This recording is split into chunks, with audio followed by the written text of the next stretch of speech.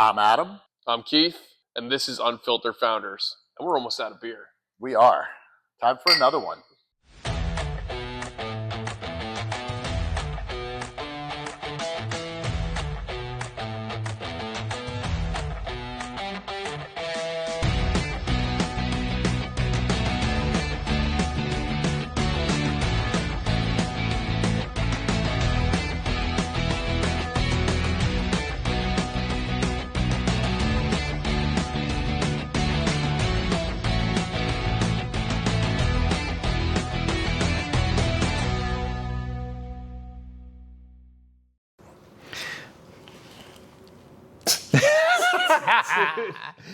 Welcome to this week's episode of Unfiltered Founders.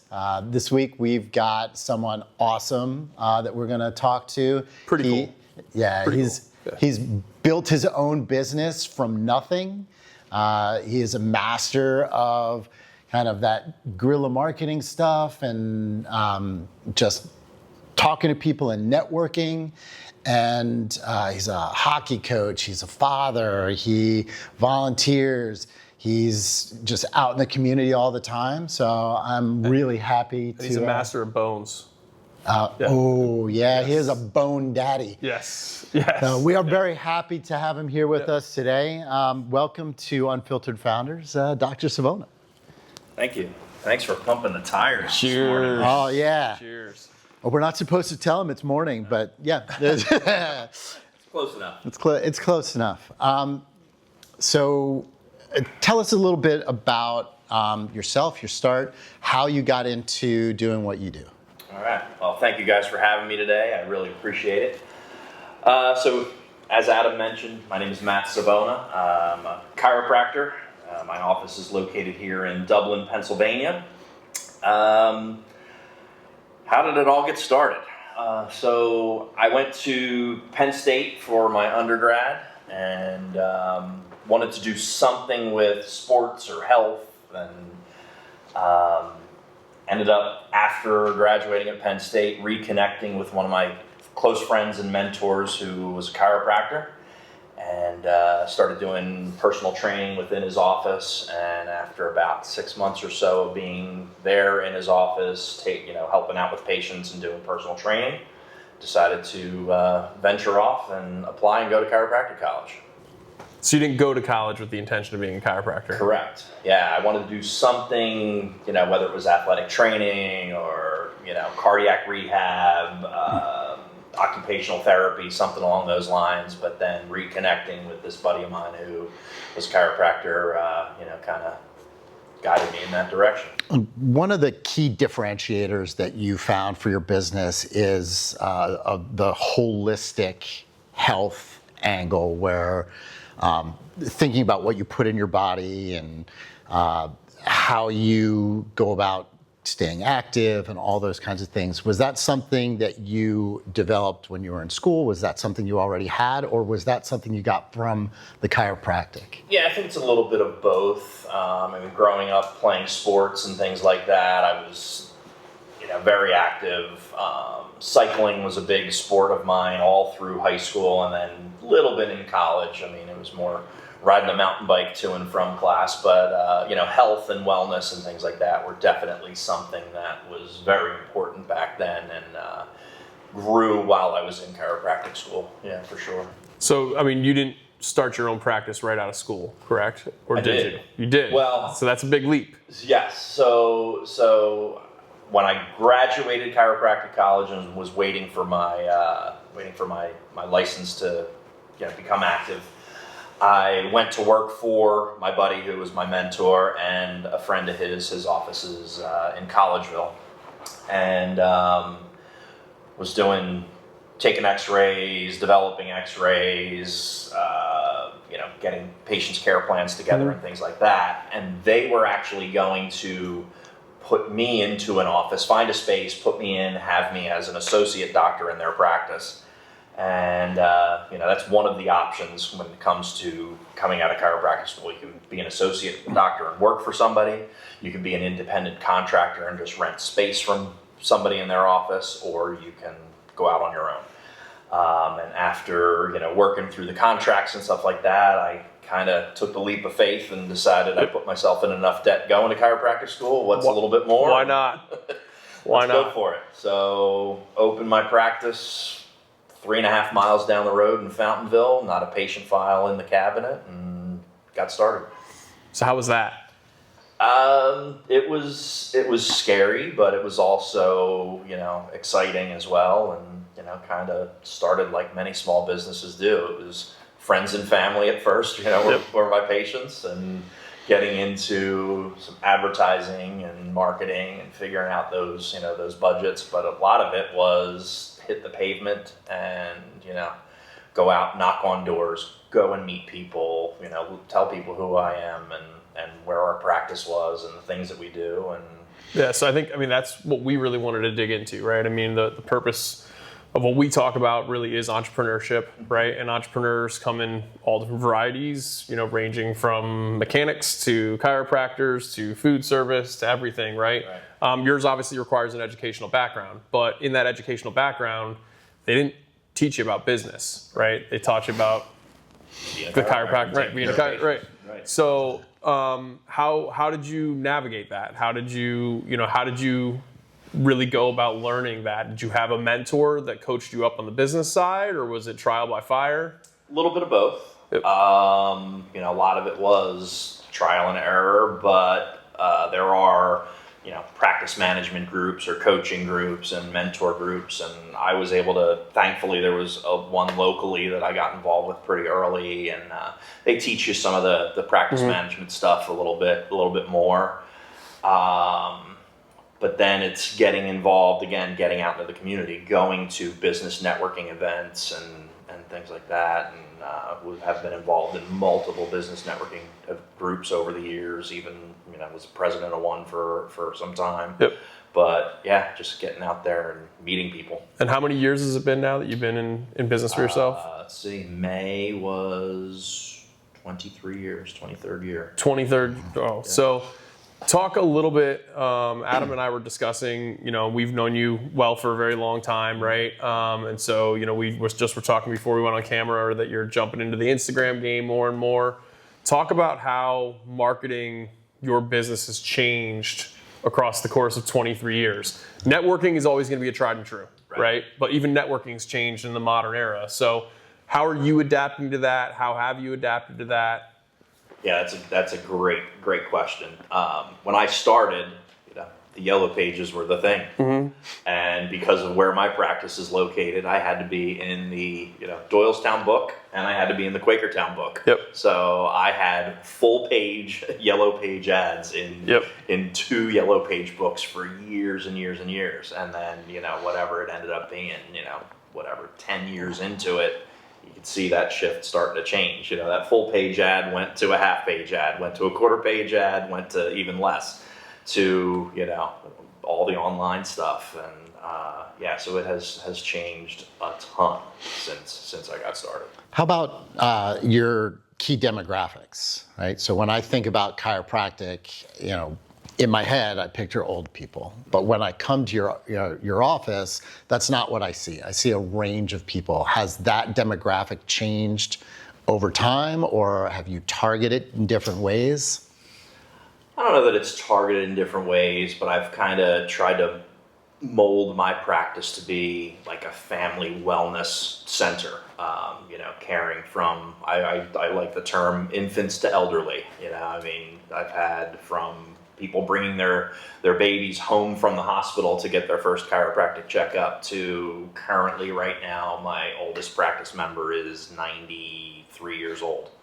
And everything from just basic wellness to neck pain, back pain, auto accidents, work slips and falls, anything, all of those topics. How do you manage the balance? Because that's obviously takes an incredible amount of focus, huge age group, really good sized practice now, obviously, and you've grown and grown and grown. How do you manage and balance your core proficiency, right, of being a chiropractor with running the day-to-day that goes with the business? It's the advertising, it's the bookkeeping, it's the billing, and you have a small team, right? Here, where do you take one hat off and put the other hat on? How much do you trust your team in that, and how much are you in the business side of business? Right. Having the right team is key. And I mean, I've thankfully over the years, it's changed over the years, but I've had, loyal and great assistants over the years that have been fantastic for me. But yeah, it is a balancing of, how much do I have to do? How much can I, delegate and have others do? One of the things being in practice all these years, when I first started, 22, 23 years ago, I was in the office 6 days a week, seeing patients Monday through Saturday, basically. And as the years kind of worked on and, gone on, then going through COVID and coming out of that, rebuilding the practice, I'm in the office 3 days with patients. Full day Monday, full day Wednesday, full day Thursday. That gives me my Tuesdays and my Fridays to do the administrative stuff, the paperwork, the stuff that my Film. stuff like Yeah, that. yeah. Exactly. Be here with you guys, which is great. But do all the other stuff, and then that takes pressure off, so that when I am here seeing patients, I am laser focused on each patient. I talk about. When a person gets on the adjusting table, it's almost like I have like a file cabinet in a drawer, and it's like I know their spine, I know the things that we've been working with and dealing with and working on, and then when I finish up with that patient and on to the next one, put that file drawer away and open the next person's file.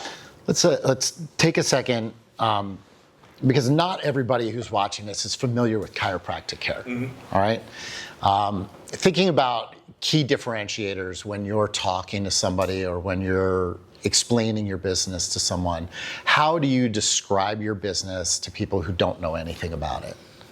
Yeah, again, I think I had said a little while back is, it's a chiropractic wellness center. But I mean, the basis behind chiropractic is that, the spine and the nerves and the nervous system are the master controller of the body. They control everything that goes on within the body. And day-to-day activities, slips, falls, accidents, sports injuries, things like that can misalign the vertebrae in the spine and cause nerve interference. So wherever that nerve interference is, it can decrease function to wherever those nerves go in the body. It can negatively increase function to wherever those nerves go. So we find those areas, which are called subluxations, and the chiropractic adjustment corrects those subluxations, allowing the nerves to function and perform better. So we like to talk about challenges. We like to talk about failure. We've shared some failures in previous episodes. Oh, I'm really good at failing. Yes, yeah. It's looking specialty. back, I'll drink to that. 20 plus years, what would you target as your number one failure in business? Ooh, number one. I can only pick one. I think at times, just getting comfortable with the day-to-day and not pushing myself at times. When things are kind of functioning and flowing, and then next thing you know, 4 months, 6 months down the road, you go, what happened to our numbers? Why aren't we seeing as many patients? And it's because of what's going on in between my head, and I've kind of taken my foot off the gas from a business standpoint and just kind of put things in cruise control.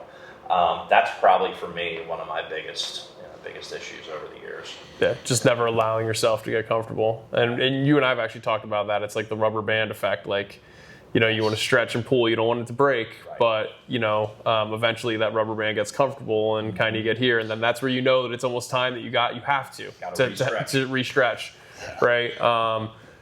So how did you, when you were first starting out 23 years ago, how did you define in your head success? Great and question. how has that changed now? How would you define it now? Yeah. I think probably 23 years ago it was, looking at some of the chiropractors that I, knew at the time and the mentors, and it was, the big house, bunch of cars, you know. He does have a nice car.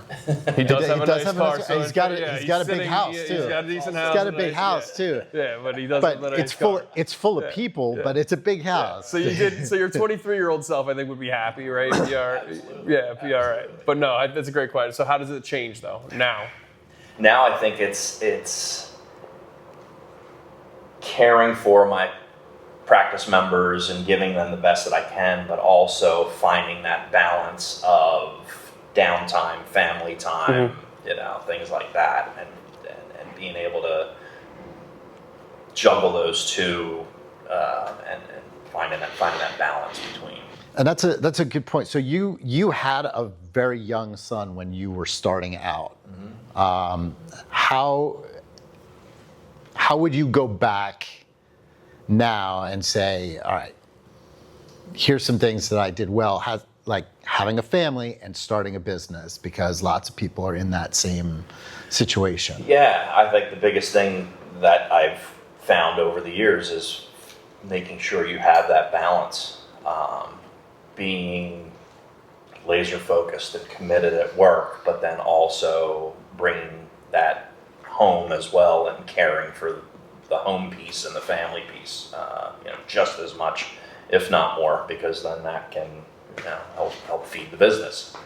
You know, you hear about, you know, the corporate types that, you know, they're in the office and, you know, all day, every day, and working 80 hours a week, and their family life is a mess. Yep. You know, so finding that balance over the years has definitely been a key, but also not doing too much the other way, because then the business suffers. I mean, you know, it's the number one thing that I definitely struggle with and work with and over the years, and, you know, conceding there's going to be 80-hour weeks, and then conceding that, you know, there's just going to be times where, you know, the business is going to fall second, and always, frankly, needs to. Right. It just has to. You know, the number one priority is, and I think spot on, what I've found is when I'm focused and dialed in on the family side of things, the business side does get better. If now you get too leisurely, that's a different ball game. Right. But finding that, I mean, it's going to be something that every business owner is going to struggle with. For sure. You know, because there's just times where you have to nurture the business, and it's going to take that extra effort. And I do think some of it is when you're starting out, you have to expect more time in the business. You know, you're, like you said, it's 6 days a week, and it's that grind. But as you grow and as you get there, you can't get complacent, but there is a balance that you will get to. Definitely. Do you still look to grow with where you're at, or do you look to really maintain? I do. Yeah, I definitely want to kind of, there's a kind of a next level of patient visits and collections per week that I would like to, you know, get to. And then the next part of that story where I'm at in this is, you know, where do I go from there? You know, am I going to be adjusting patients until I'm, you know, 65 or even later? You know, I mean, if I can, you know, have a little table and, you know, just see patients, you know, until can't do it anymore would be great. But It's like, what's the next step? Is it bring in an associate? You know, is it build it to a point where it's worth something and sell it to someone just coming out of chiropractic school? You know, finding you know, that next step.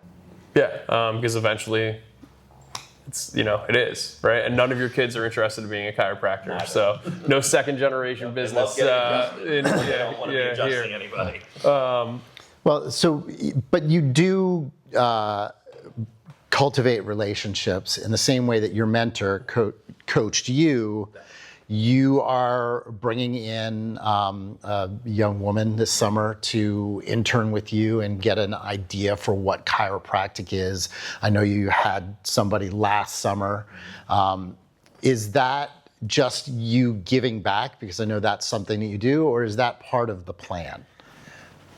I guess it's probably a little bit of both. Definitely the giving back part and giving some opportunity, but it also helps out around here to have another set of hands and you know, eyes and ears around the office. And you know, so I think we all know interns are a little cheaper pay rate, and you know, it's nice to have them around for the summertime. So Yeah, it's like the intern that's with me right now. She's trying to decide, does she want to go to chiropractic college? Does she want to go to physical therapy school? Does she want to go to PA school, to become a physician's assistant? So there's definitely different, avenues and routes that can be done. Do you think that most people in your field, and I think this is important for anybody that's looking at going in business, because there is an educational requirement to your business, right? There's a license and an educational requirement you had to go get. Do you think that most people in your field jump right into having their own practice the way that you did, or is the path maybe that more traditional? I'm an associate, I work under somebody. Yeah, I think in today's day and time, it's become more of that, going in and becoming an associate. I mean, let's face it. I mean, school, what kids are coming out of chiropractic school, dental school, so on and so forth. The amount of debt that they're coming out with, unless they have somebody that's taking care of the school aspect of it. We know some of those, but. Yeah, enablers. Those parents are enablers. But I think being an associate to get in somewhere, get a salary started, get experience. The tough part with bringing in an associate is most of the times they come in as an associate and then they're going to get to a point they'll be like, I can go do this on my own. Yep. If there isn't an opportunity to buy into the practice, become a partner or something like that, they're going to be like, I can go do this on my own. And then you're dealing with, are they opening up right down the street, non-competes, and all of that aspect of it. But I definitely think that that's becoming more of the trend rather than people starting out on their own. All right, let's do some quick hit advice, right? Okay. So I'm starting a new business. I'm new to networking. What's your, here's some advice on good ways to get into networking, or at least to help someone who maybe doesn't naturally put themselves out there? Yeah, I mean, it's definitely getting out of your comfort zone to go out and meet people. And that was one of the things that one of the first mentor groups that I worked with, it was, you had your script and you go and you knock on doors, and whether it's businesses, go visit businesses in between. If you have downtime in between, patients in my aspect, it was, if it was go next door and introduce myself, go around the corner to all the businesses that are around me and just introduce yourself. Hand them, for me, it's my pen. It's the bent pen, the chiropractic bent pen, handing it to them and just saying, hey, this is who I am. Is there any way that I can help you build your business? Don't even make it about yourself, but make it about that other person's business. And that goes across all the things that you do. So for instance, you're part of a sports team, or your kids are on a sports team. You go to a church, a mosque, a synagogue, those groups. I know that you're in men's groups, volunteerism. If you volunteer for something, all those people that you're there with, that's all networking. Every little piece of that becomes networking, right? Well, I think from a business perspective, you just have to acknowledge that every aspect of your life is network. Right. And so in any business, who supported you first? Friends and family. Right. Right. Like Absolutely. That close network is who supported you first. And then I think that, as we've all experienced, we're all networked together. But we're networked on the hockey side of our life, right? That's where, all of us really were introduced one way or another, whether directly or indirectly, comes from that side of our life. The guy that's filming right now is from the hockey network, right? So you start building any business, you have to acknowledge that it's every little aspect. It is your church community. It is anything that you do. You're going to have to be willing as a business owner to realize that you have to network. That doesn't mean you have to be a greasy salesman either. Right. But those are the people that are going to support you, and though you have to be seeking out the opportunities within the network. Definitely, and there's stuff you can do on your own, and I mean nowadays there's networking groups that meet all different times of the day and all different times of the week. So it's, you look into your community and find those groups and get involved. So then the next question I have is same thing, but in terms of the marketing effort, right? So digital marketing effort. I've started a new business. What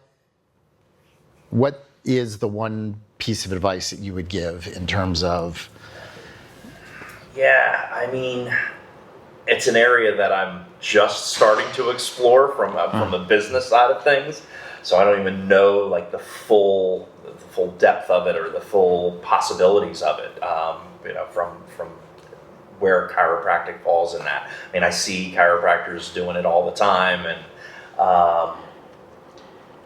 it's kind of a new venture for me, getting involved So in it. what are some of the, I mean, I know you probably get clips of chiropractors slamming skeletons in the car door and, all of those kind of things. Right. What are some of the things that you see that you're like, I wish I had done that kind of thing?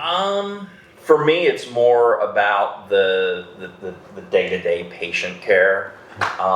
The ones that are out there, adjusting people, for clicks per se, and I'll kind of leave it at that.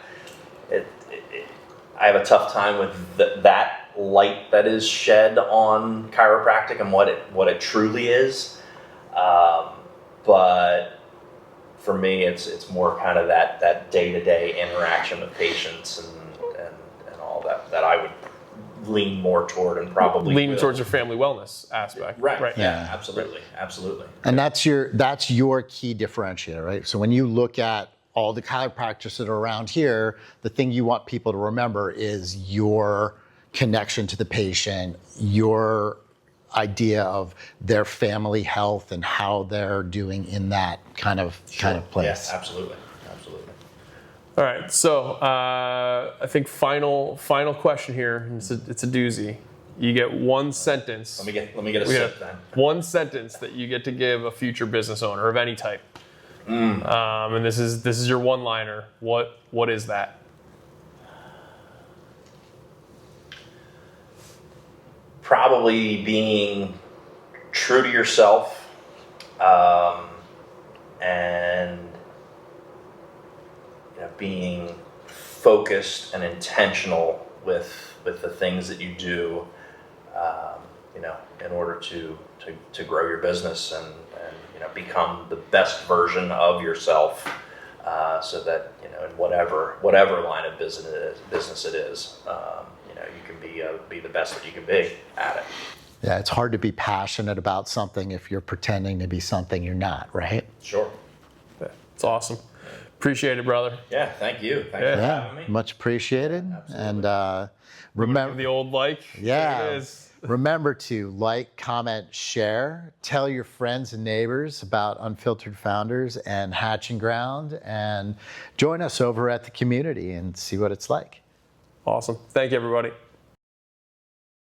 We're going to be Unfiltered Yeah. Founders, so Yes. if I can get used to it.